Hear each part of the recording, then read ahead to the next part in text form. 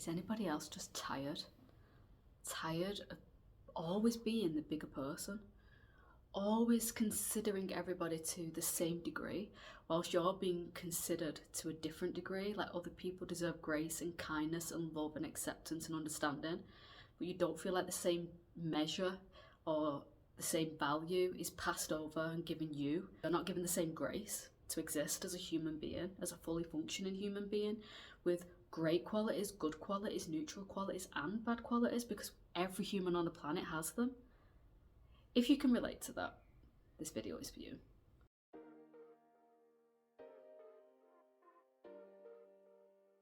Here is a video of me going on a journey to being actively and knowingly disliked. And what I mean by that is becoming comfortable with being disliked. Because I'll be completely honest, I have spent a lifetime being at the mercy of being disliked for a variety of different reasons. Some are things that I absolutely would take accountability for, and they're things that maybe I should work on and have worked on. And some are absolutely, completely outside my control and are due to the internal world and the judgment of the person who is making the judgment of me. And I wonder how many of us can relate to that. So I have had experiences where I feel like no matter how well I polish myself, no matter how much I please others, consider others, are kind to others, there is still a whole bunch of people who, given the opportunity, will dislike me in a heartbeat. And historically, I would have tried to soothe this part of me by becoming the very best version of myself. But I quickly learned that people pleasing is fear and not love, and actually it is me trying to preserve myself, and anybody else who is doing it is in that same boat too, and trying to be liked and wear many different faces, many different masks, and ultimately moving further and further away from being authentic and in integrity. So I have done the work where I have done the removal of the people pleasing, and I've done videos on this too, and started to instill boundaries. However, that deep instinctive fear of being disliked or being rejected or failing at something still plays a role, a central role in my sort of nervous system, and I think it does for most people who have empathy of any kind and have the instinctive ability that their survival when they're young is required on acceptance, love, connection, and fitting in and not being ostracized. It plays a role at that point. So I realised, because I still have this sort of shackling of fear to being disliked, I am not able to step into my own personal power, which again is understandable, it's intrinsic, it's natural, but it's absolutely something that can be worked on and altered to fit a more factual and correct representation of how life is currently, not how life was when I was younger. And I wanted to begin to step into my own personal power, which is, if I remove that, the possibilities for me to live in integrity and live authentically and not be constantly having this looming sort of monster over my shoulder that tends to dictate things that I do and how I do it and how I say it and how I act, and in alignment with everybody else's views, which again is similar, isn't it, to people pleasing. It feels very much like it's brother or sister or cousin. Then that is the work that I have to do. So I am somebody who, I don't do things mindlessly.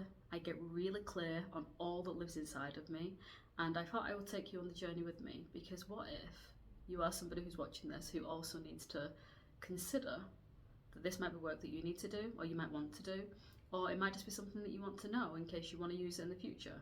So I had an experience the other day where I was around somebody who I hold in high regard, and I was talking about something, and we find this, don't we, the more comfortable we are with somebody, the more likely you are to be your complete authentic self, which means all elements of self. So for me, whenever I talk about my whole self, I'm including everything. I'm including the things that are desirable, liked by myself, liked by others, the neutral things that don't really hold a space of any significance really, and then the things that are negative, whether it's I perceive them as negative or that other people perceive them as negative. And we are more likely to show the whole spectrum of who we are to people that we are comfortable with. And I was just free talking, which is lovely because in so many regards I restrict and regulate myself, because I know that I have had the feedback that I can be quite blunt and rude, and that is never, and again this is a key element, that is never my intention. It's just that it's natural for me to not flower my words up, but I flower my words up for the benefit of everybody around me. So I was explaining something, and this person, I'm not going to say who, and I'm also not going to say what, because again, I am still a person with morals, and I still believe in integrity, and one of my things that I think is personally a quality that I hold in high regard is being respectful to people. And even if I have a personal issue with something that's happened, I don't need to share that with the world. Anyway, back to it. I was talking about something that was well intentioned, and I was actually trying to give them a compliment, saying like, I think it's amazing that you can do that. I could never do that. And in that moment there was a crossover where their face changed, their demeanour towards me changed, and it was either, and again I'm not 100% sure because it took me a while to process this, but I'm assuming what was happening there is that even though that they'd identified that they do that thing, and that thing is exhausting to do, me identifying it didn't feel cool or comfortable for them. Or alternatively, because I'm saying like, I admire that you can, I couldn't, they maybe perceive that as me thinking that I'm better than them. But anybody who truly knows me knows that that is the opposite of my ethos that I live by. Like, I never, anybody who actually does that is actually somebody that I find extremely uncomfortable to be around. I don't believe I'm ever better. I treat myself in high regard, but I also treat other people in equally high regard. I don't believe I'm better than anybody. I believe I'm equal to everybody, and I will treat people accordingly to that. And I will go into that a little bit in a moment. But anyway, I come away from that, and I do what I do when those sorts of things happen. I sit and I ruminate, and I do my monotropic thinking, and I obsess, and I think and think and think about it. And I concluded that was like the third time. Two of the times I clearly dismissed for some reason, maybe because I had a certain view of that person. But on the third occasion where it happened, which was at the weekend, I thought, I don't respect that. And I get to make my mind up about that. And I thought to myself, why is it that when I show my authentic self and I show things that are less well polished, which are also well intentioned, I am quick to be turned against?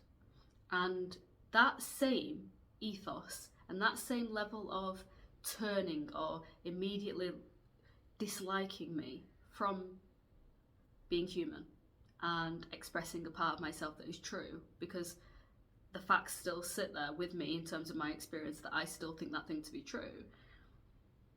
Why is it that one person, because I see this person is widely liked, including by me, and that they would give other people, multiple people, if not pretty much everybody that I know that they have contact with, a level of grace and a level of understanding, but not me?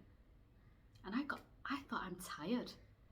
I'm tired of this. I'm tired that I live in probably two categories that happens to so often, which is the autistic experience interfering with a neurotypical experience, and also being a woman of colour, and sometimes people just having a lack of empathy towards it that they don't have when it comes to another child or another person or another woman who doesn't look like me.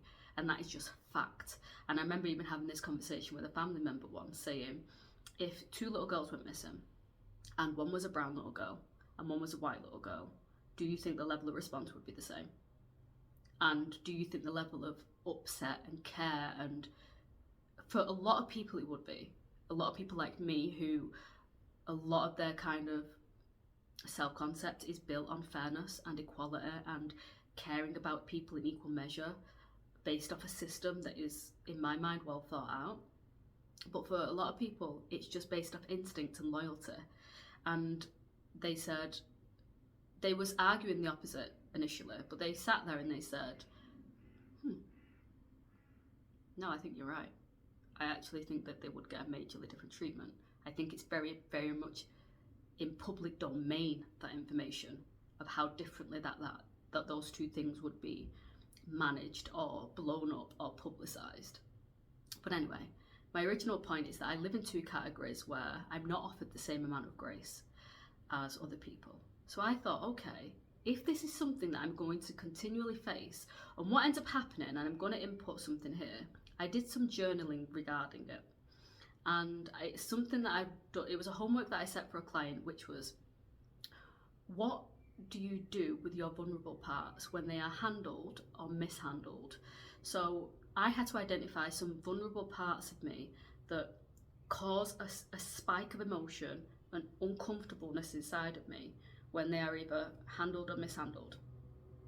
And I will input it here. And some of the things that I found is that I have to accept at this point that that is an experience that I'm going to have. Right or wrong, which for me is an extreme struggle, because a lot for me has to feel like it has to fit in the right or wrong. It's not right, however, it is going to happen. And so I have to understand that acceptance rather than resistance is where my personal power lies. And I can be in resistance to it all my life, like that's wrong, but I'm not going to be able to convince somebody of that. So I thought, okay, how do I work through these vulnerabilities? And I think that I had to get uncomfortable with being disliked. And then I come across this book called The Courage of Being Disliked, which I don't have enough information on just yet because I'm only in the beginning stages of it, so I won't go into that section of explaining the book or anything like that. But I thought, what a powerful title, The Courage of Being Disliked, because having the courage to be disliked is a power move. And I just want to put a quick disclaimer out. This will not mean that I am going to be harmful or intentionally hurtful towards other people. I'm intentionally having conflicts and disagreements with people, although those things might happen.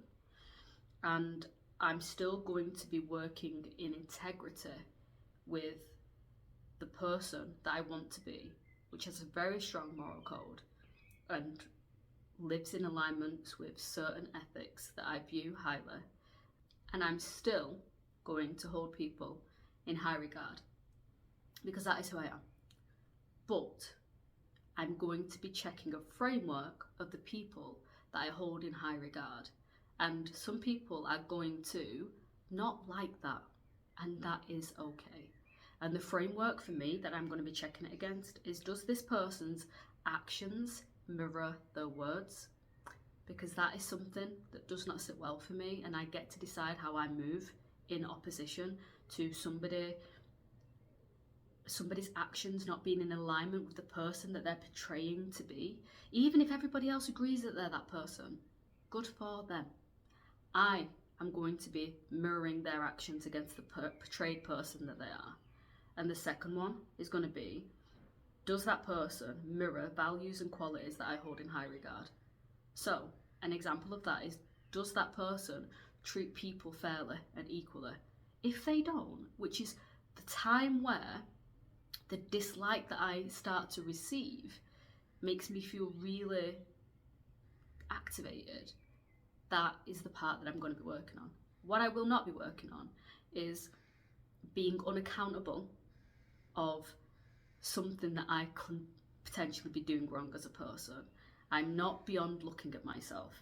I am a person who is considerate and ethical, and I am what I believe to be a good person because I look at myself. I don't just see myself as the good. I know that I equally have qualities that need working on, and I'm still going to be accountable for them. So, moving on to the how are you going to do this? How are you going to work on becoming comfortable with being disliked? I think that many people associate being not liked or widely not liked as failing, doing something fundamentally wrong. And although that might be true for a percentage of that, it can also be fundamentally not true. Because in fact, people who are the most authentic and not the most widely liked, the people who people please and wear very much different versions of themselves for different people, are obviously still not going to be liked by everybody, so it's a pointless task, but they're going to be more universally liked. But there is no other word to describe that other than being completely fake.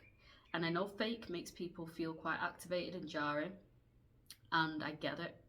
But again, I'm somebody who is going to be stopping mincing my words and just going straight to the point, because not because I want to be harmful, but because actually that is intrinsically who I am.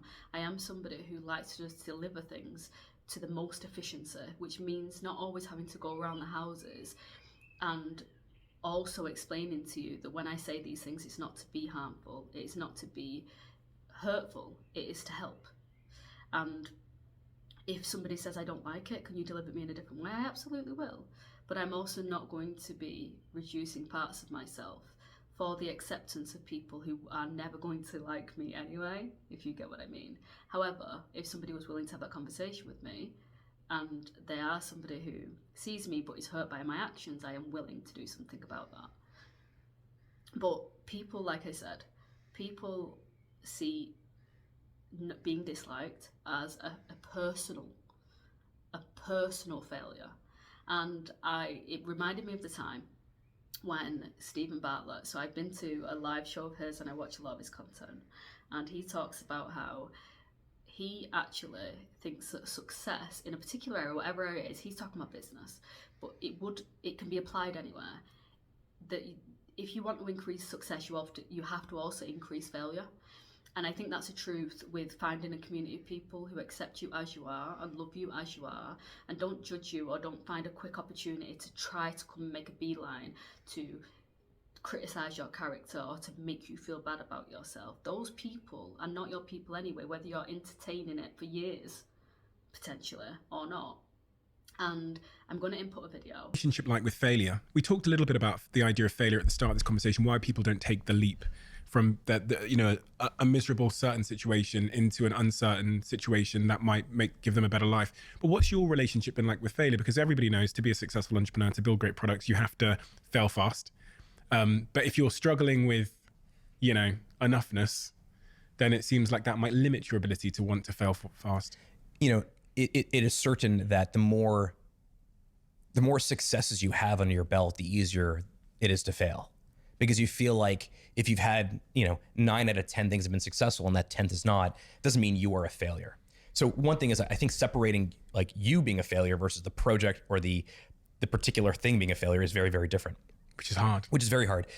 Toby, who, is founder of Shopify and the person I spend most of my time with, building this company over the last 13 or 14 years, he has this great line, which is that failure is the discovery of something that didn't work. So he's talking there to somebody about failure, but I'm also going to input an image here of how he has hired a head of failure. And I'm going to tell you in a minute why I love this. And Jeffrey Bezos talks about it as well, which is the guy who created Amazon. One of my jobs as the leader of Amazon is to encourage people to be bold. And people love to focus on things that aren't yet working. And that's good, it's human nature. That kind of divine discontent can be very helpful. But you really, it's incredibly hard to get people to take bold bets. And you need to encourage that. And if you're going to take bold bets, they're going to be experiments. And if they're experiments, you don't know ahead of time whether they're going to work. Experiments are, by their very nature, prone to failure. But a few big successes compensate for dozens and dozens of things that didn't work. So, bold bets, AWS, Kindle, Amazon Prime, our third-party seller business, all of those things are examples of bold bets that did work, and they pay for a lot of experiments. I've made billions of dollars of failures at Amazon.com. Literally, billions of dollars of failures. And the reason I love this is because, for the most part, it is oppositional to how most people operate. Most businesses are avoiding failure. And although in this video I'm not talking about business, I am talking about person. It means that to want something different, to want a different outcome, it means that we have to operate differently. And I think that sometimes we avoid the sore point, we avoid the pain. And as a therapist, I always say to all my clients that the only way that you get through it into a different place with it is to look it in the eye and to sit with it and to find out why it's there, work with it, and then it will no longer be stood in your way. And it's the same with this. I have spent a lifetime hating it, fighting it, getting angry about it, feeling some sort of like karmic justice about it. But I'm not doing this anymore. I'm going to look it in the eye. I'm going to directly challenge it. I'm going to do things with a created framework about how I am deliberately going to place myself in the way of being disliked. And when I am disliked by people who fit into those categories of those questions that I mentioned a minute ago, which was, is their actions in alignment with the person that they say they are? And do their qualities align with a high value person, in my opinion? Because remember, this is subjective, it's not objective, it is subjective, because we're all living through our own personal lens. I get to do that. I get to make that decision. And if they're not, then guess what? I get to go, if they're disliking me, I'm doing something right here. I'm doing something right here because I'm cutting away the excess. But I'm going to go into how I'm going to go about this. So I'm going to give myself the time to process what it is that I would normally do versus what it is that I think that I should do. I know this won't always be possible in the moment, so what I will do on that occasion is I might act on instinct. I might do something that is beneficial for somebody else, but not necessarily beneficial for me, and it might be falling into the avoiding being disliked. And I will make sure that I give myself, because I do this anyway, reflective time to course correct with hindsight, because hindsight's a beautiful thing, and then change it. And I will give myself that time. However, I'm going to give myself that time in the moments when possible too. I always have this spinning ring on, which is my little anxiety ring. It's a little butterfly. And I'm going to just take my time more. I'm going to spin it, and I'm going to ask myself a couple of questions.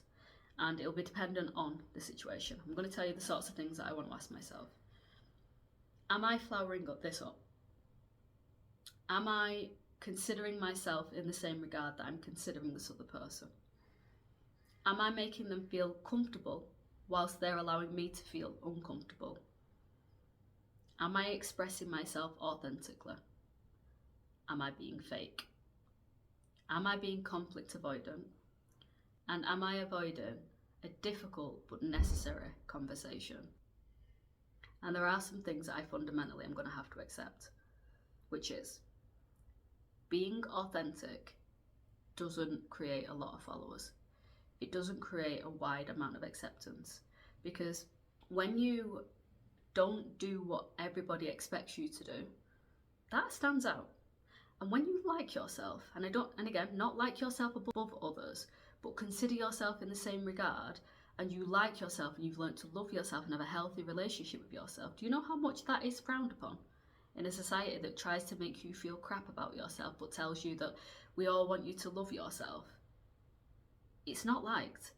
When somebody, and an example of that would be, if somebody was like, oh, I feel awful, I don't feel like I look good, I look in the mirror, most people would be really accommodating to that. They'd be like, oh, but you do. However, they wouldn't be horrified. But if somebody was like, no, I like myself, most people are like, what? Oh God, that feels weird and uncomfortable. That's because you've been conditioned to not be comfortable in people liking themselves. So naturally, if you are authentic and you like yourself and you are considering yourself, and again, not in a higher regard, but in an equal regard, guess what? I know in doing that, in the same way that I belong to two categories that are often misunderstood and often ostracized or not given the same amount of love, grace, and acceptance, I'm going to belong to another one. And it might get lonely. And I expect it to get lonely. And I expect to have doubts along the way about, am I doing the right thing?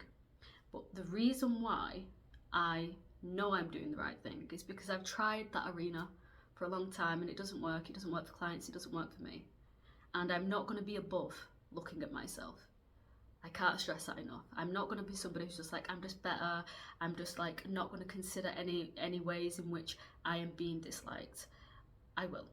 I will absolutely do that. In the moments that I told you about where I will self-reflect, I will self-reflect. I will think about, why is that person disliking me? I might even ask for some feedback. I can notice that something is going on between us. Can you just give me a little bit of information as to what is going on? That's probably going to make a lot of people feel uncomfortable, but remember, I'm on the journey. I'm on the journey with being disliked anyway, so I can ask the questions. And it's really nice when people are just above board, and I know this is very much an autistic thing, but above board and clear and crystal clear, and they mean what they say, and they say what they mean. And I want more interactions like that. And if I don't get it, I don't get it. But if I do, I will look at it and I will take it on board. I am probably my own harshest critic, in the sense of my internal voice is kind, but it also says, can you do better? Can you do better? Do you want to do better? Is there something that you need to consider, so that actually, in the same way that you like fairness and you like yourself to be treated like that, do you need to understand that somebody else might need to be treated like that too? And I consider that always. And something else that I will be doing is I will be reflecting with people that I trust, but are also honest with me. So I will reflect on, okay, this interaction happened, and this is as much as I can give you, and I'm going to give it in a really neutral way. That's another really important point. I'm going to deliver it in a way where I'm going to ask without leading them down a path to take my side, because I don't want them to take my side. I want them to deliver the truth to me. And I will say, is there something that I consider? Is there something that I can do better?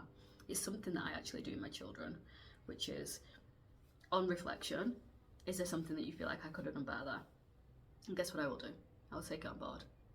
It's not unhealthy of me to do that. It's extremely healthy of me to do that.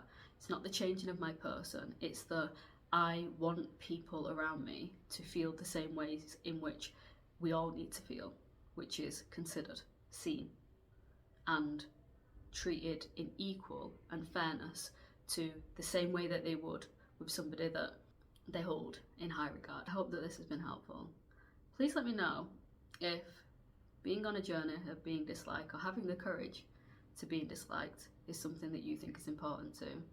And whereabouts on that journey do you feel like you are at? And again, it could be in that I'm just starting to establish boundaries. It could be that actually you're exactly where I am. I would love to know your thoughts, and we'll speak soon.